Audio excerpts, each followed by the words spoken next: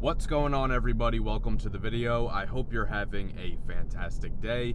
Today I am here with the fully loaded 2026 Toyota Corolla XSE. This is the one with the CVT, and this is the non-hybrid model. So Toyota has sent me this Corolla to keep for an entire week so that I can give you guys the most thorough review possible. So a little bit of background information. Obviously, the Toyota Corolla is Toyota's compact sedan. It's been around for many decades. It's always been very well respected and has always been regarded as the top of its class, pretty much neck and neck alongside the Honda Civic. The back and forth battle between the Corolla and the Civic have been going on here in the US for over 50 years. And with this being such a highly regarded and highly respected model, I know I'm supposed to sit here and say nice things about it. But the thing is that this Corolla hasn't had a full redesign since the 2019 model year. And I have to say, it definitely does affect the way that I feel about it. So with all that said, let's get into it. So, starting off with the ride quality. It's a pretty standard suspension setup, struts in the front, multi-link in the rear. Nothing out of the blue there, but the thing that is out of the blue is the way that this model rides in comparison to the rest of the Toyota lineup. I find that pretty much all of Toyota's models have a really soft, really comfortable ride. But unfortunately, this Corolla doesn't feel quite like the rest. I think the ride is decent, but when you come out of something else, like even the Prius, which is probably the closest Toyota model, to this, it's another compact. You come out of a Prius, you come out of a Camry, those vehicles ride significantly smoother. And I have to say the Honda Civic, too, does ride significantly smoother than this fully loaded XSE Corolla. I will be making a lot of comparisons to the Honda Civic since that is this vehicle's main competitor. So bumps in the road and like overall vibration that comes into the cabin, it's a lot more than the Prius, it's a lot more than the Honda Civic. I can say the same thing with road noise, not just on the highway, but even just in slower city driving like this. This is an economy car. I don't expect it to be quiet, but those other vehicles are still quieter in comparison. But I guess overall, my main thing with the ride quality is that I've gotten used to and kind of come to expect a certain level of refinement from Toyota that I think that this model in general just seems to be missing. So noise and vibration definitely cheapen the feel a little bit. The CVT is also very noisy, so now that brings me to the powertrain. So like I said, this is the non-hybrid model. So in this Corolla XSE, we have a naturally aspirated 2-liter 4-cylinder, putting out 169 horsepower and 151 pound-feet of torque, and that is paired with a CVT. The fuel economy is pretty decent, 31 city, 38 on the highway, and 34 combined. Decent numbers, but you would do better with the hybrid. The total range on this Corolla is pretty good too, up to 409 miles in the city, and up to 501 miles highway on a full tank. And the size of that full tank is 13.2 gallons. We do have paddle shifters on the back of the wheel, and we also get a manual shift mode with the shifter. So we're about to head into an acceleration test, but before we do, let's go over the drive mode. So like I said, you have that manual shift up, shift down mode. You have your paddle shifters, and then you have your drive modes. Your selector is right here. So you can see it come up here in the gauge display. We just have 3 drive modes: Sport, Normal, and Eco. I haven't spent much time in Eco, mostly just been driving in Normal and then in Sport, on highway, stuff like that. So for an acceleration test, I always do put it in Sport, so we're gonna do that. Throw it in Sport, it idles just a little bit higher. So I'm not gonna use the paddle shifters or this because 99% of people never do that, but I do have it in Sport, so we'll come to a complete stop. We won't brake torque it, we're just gonna go. We will be going a little bit uphill, so that is something to keep in mind. There is a car behind me, so I gotta make this quick.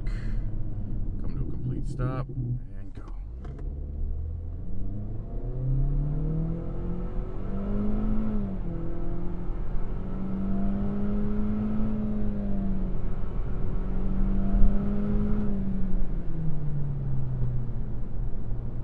So yeah, not a fast car by any means. I mean, you really have to put your foot down to get this thing going. So in that regard, this is very underpowered. Now, this is an economy vehicle meant to get you from point A to point B, which it can do, no problem. This is also still one of the most reliable vehicles on the road, and nobody can take that away from this. But again, going back to that main competitor, the Honda Civic, many would argue is equally as dependable as this, but a comparable Civic, fully loaded, which would be the touring model, has 200 horsepower, and it is significantly faster. And despite this being an aging model, as I mentioned before, Toyota does still sell quite a lot of these, but I think they're still selling a lot of these just based off their reputation. Because if we're being honest in terms of what's most desirable in the compact sedan category, I would definitely put the Honda Civic above this. And then you have the next two biggest competitors, which probably by sales would be the Hyundai Elantra and the Kia K4. And while the Toyota Corolla is a much more reliable vehicle than those other two, the design, the premium touches, and all the technology you get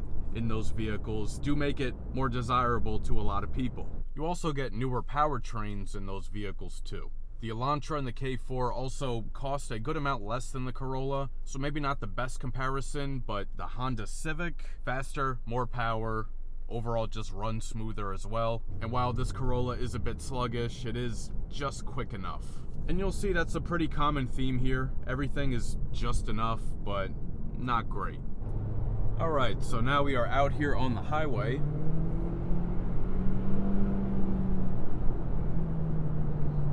Now this Corolla does do better out on the highway than it does, off the line 0 to 60. Once you're already in motion, put your foot down, it's a much quicker response. And I think this is the scenario where it really matters the most.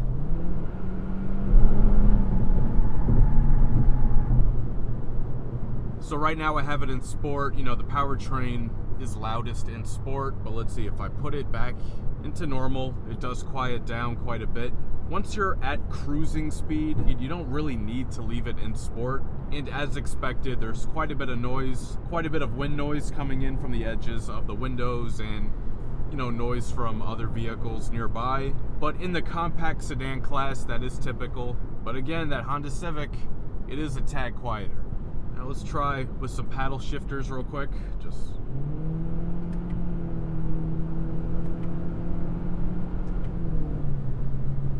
So really all the paddle shifters do is just drop down the RPMs maybe about 1 or 2,000. It kind of simulates a gear change when you just see the tachometer drop a bit, but there's no change in sound and there's no change in the power delivery either. Alright, so now we're going to test out the adaptive cruise control system. It looks like we have some stop and go traffic possibly coming up. So I'd say this is a good time. So first we want to make sure lane keep assist is turned on. So you see the little grayed out steering wheel icon appear there in the gauge display. We don't have a head-up display, but nothing in this category really does, so that's fine. And then we have this button here to set our speed. So we're at 55. We're gonna up it a bit. Okay, maybe 75 is excessive. Let's go to 60, and our following distance we'll set down to 1 because we are pretty far back here. So now we're accelerating a bit to kind of bridge that gap. So there are 4 different distance markers to choose from.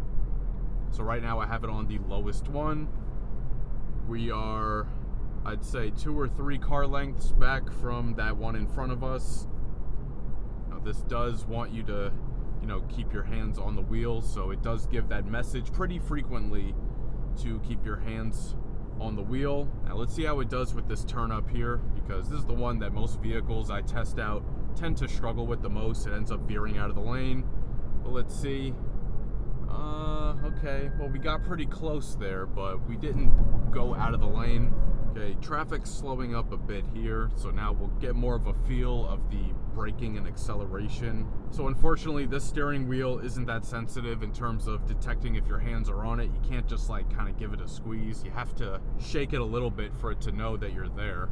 But luckily, once you change lanes, it doesn't foul up the system. It goes right back to where it was. Now, this can't change lanes for you.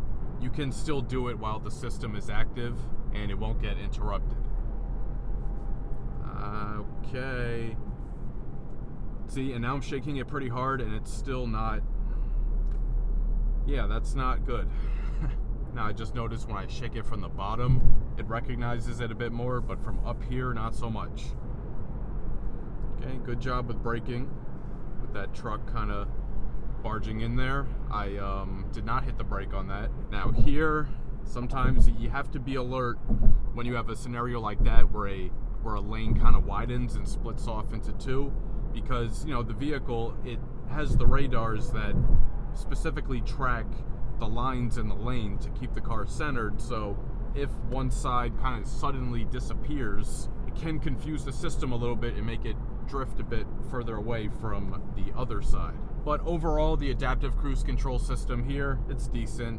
You just need to be alert while using it and you should be fine. So this 2026 Corolla XSE, meaning this particular one I'm driving, has a 9-speaker JBL audio system. Now when you get the XSE, it does not come standard with that, so that is a $600 option.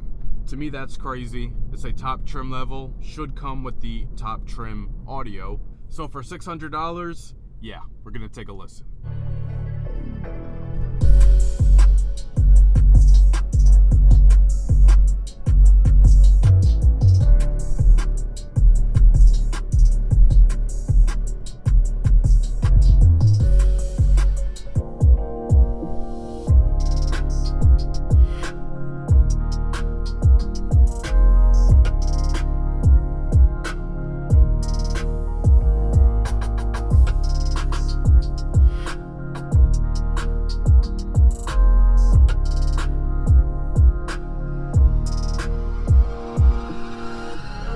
So is this system worth an extra $600? I guess? Okay, it has a decent amount of power. Clarity is okay, but not great. And I don't know if my microphone was picking it up, but there is a ton of rattling coming from those speakers that are on, what do you call that, the back dashboard?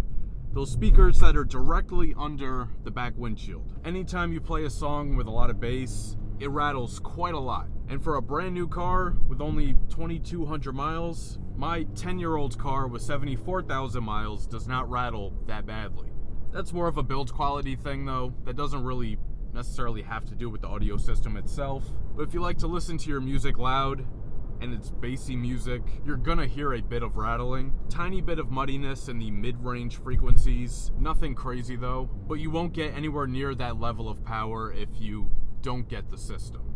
Alright, so now we are out here at the back roads to test out the steering and the handling of the Corolla XSE. Steering has okay weight to it. I wish it was maybe just a little bit tighter. I find Toyotas in general typically have steering that is on the lighter side. See, now I have it in Sport, and I don't really feel any difference in the weight between Eco, Normal, and Sport. But it's a small sedan. It's still perfectly nimble. Now it is front-wheel drive, which most vehicles in this segment are front-wheel drive. Some can be optioned with all-wheel drive. But let's see now on a tighter turn.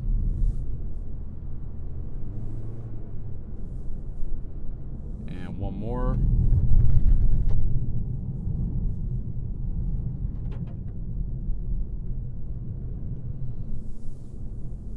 It's got decent handling. Quick turn. Another quick turn. It's got little to no body roll. And the steering, it's not super fast to respond, but it is certainly quick enough. And now let's check the brakes. Yep, brakes perfectly fine as well. So the MSRP of this 2026 Toyota Corolla XSE with its options is $31,044. While it is still an overall strong contender, still being, you know, possibly the most reliable vehicle in the class, along with some decent fuel economy, I do have to say that I think the Honda Civic is better in pretty much every way. It's newer, it's more premium, it's got better performance and better fuel economy than this, but you can get this Corolla for about $2,000 less. So that is a big factor. But please let me know your thoughts on the 2026 Corolla XSE down in the comments. And a big thank you to Toyota for sending out the Corolla for me to keep for an entire week so that I can give you guys the most thorough review possible. If you enjoyed this video, please share with a friend and subscribe. It'll really help the channel grow. Hit the notification bell so you don't miss any new videos, and be sure to follow @OpticalAutomotive on TikTok and Instagram, and check out the page on Facebook. Thank you so much for watching, and I'll catch you guys later.